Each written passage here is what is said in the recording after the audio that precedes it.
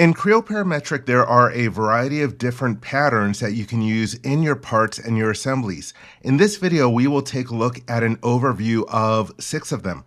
This video is intended for users who are new to Creo Parametric, and so we will be just going through these 6 different types of patterns very quickly. There are individual videos that go into all the different options and ways that you can use these different kinds of patterns, and there will be a second video where we will cover 5 other different kinds of patterns.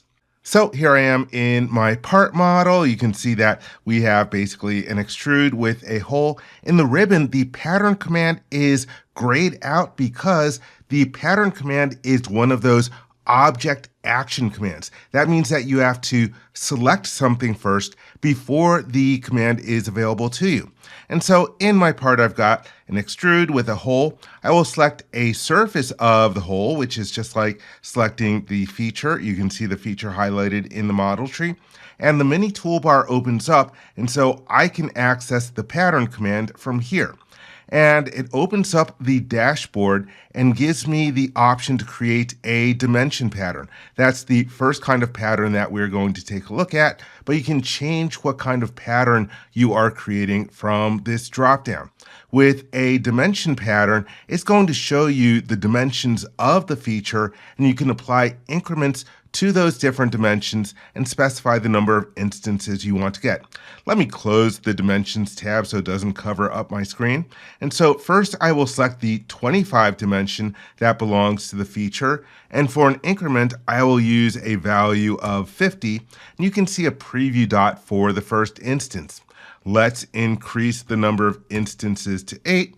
You can see the preview dots, and we can pattern multiple dimensions in multiple directions. So I will activate the Direction to Dimensions collector from the right mouse button menu and pick the other locating dimension.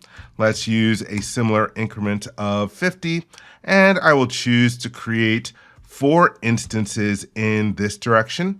You can see the preview dots. I will click on the check mark, and our dimension pattern is created.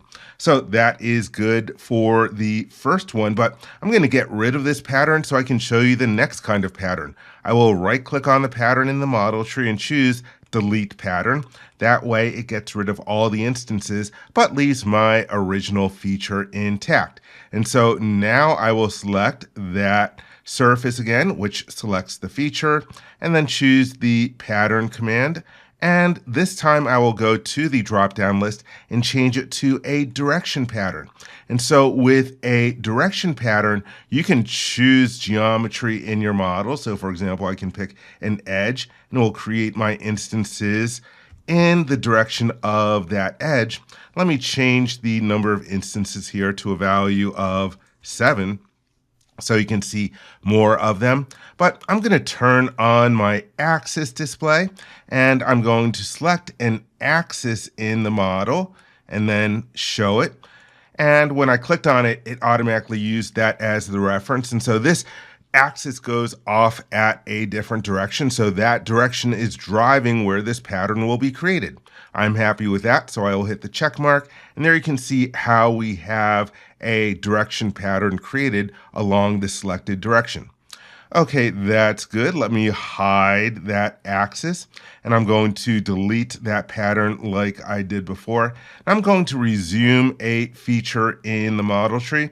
It is a different hole, and I'm also going to turn on the display of another axis in the middle of the part. For the next kind of pattern that I'll create, well, let's select that hole that I just resumed. This time I will use the pattern command from the ribbon.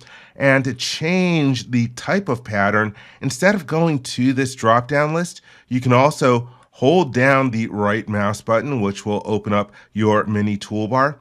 And here we can access the axis pattern. Did you get that? Here we can access the axis pattern. So I select that. Now I want to know what axis I want to pattern about. I will select this axis, and we can specify how many instances we want over a certain angle, and I'll choose angular extent and over 360 degrees.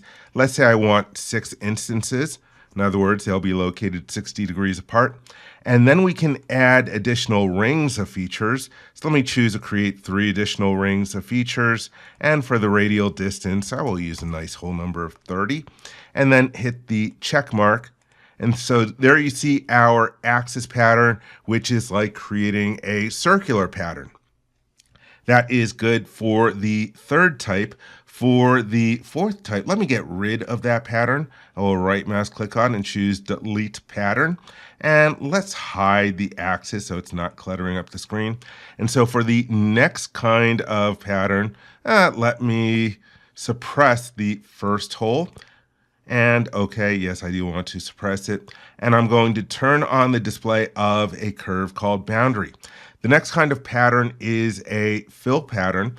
This time I will select the feature from the model tree and then choose the pattern command.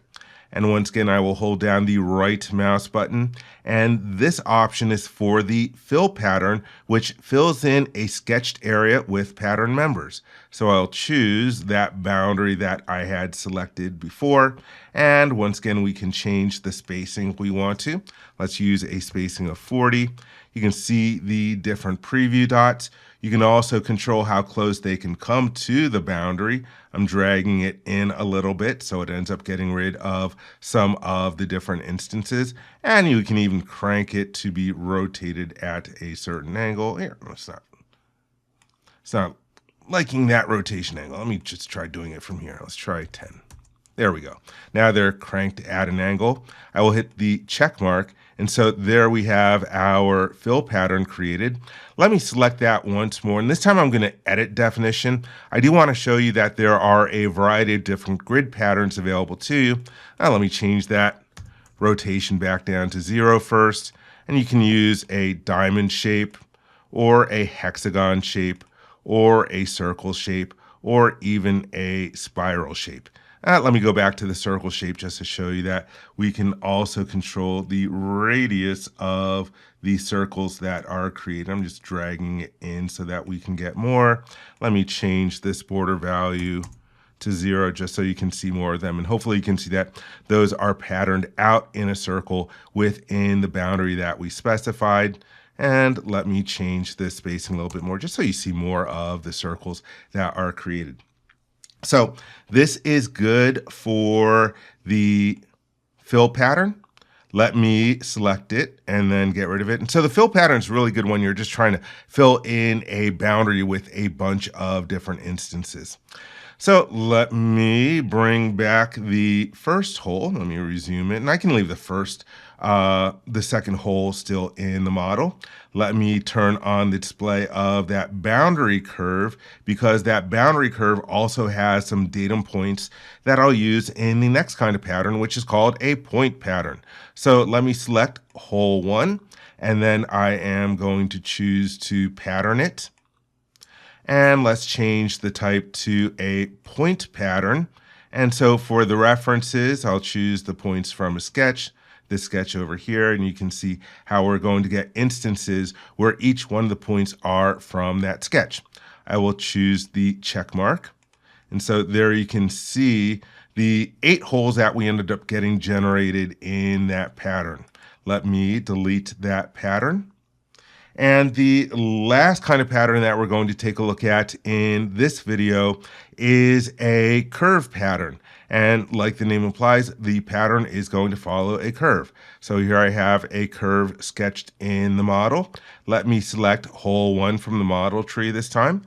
And I will choose the pattern command from the ribbon. And let's change the type to a curve pattern. And I will select the curve that I want to use. Let's choose a spacing. Let me use a spacing of 36. And one thing to mention about the preview dots is that if you don't want certain instances generated, you can click on the preview dots in order to disable them from being created. And so that is the curve pattern. Let me hit the check mark, and that pattern is created. Oh, looks like I accidentally collided with one of the holes that were already in the model. Okay, so that's all we're going to take a look at in this video.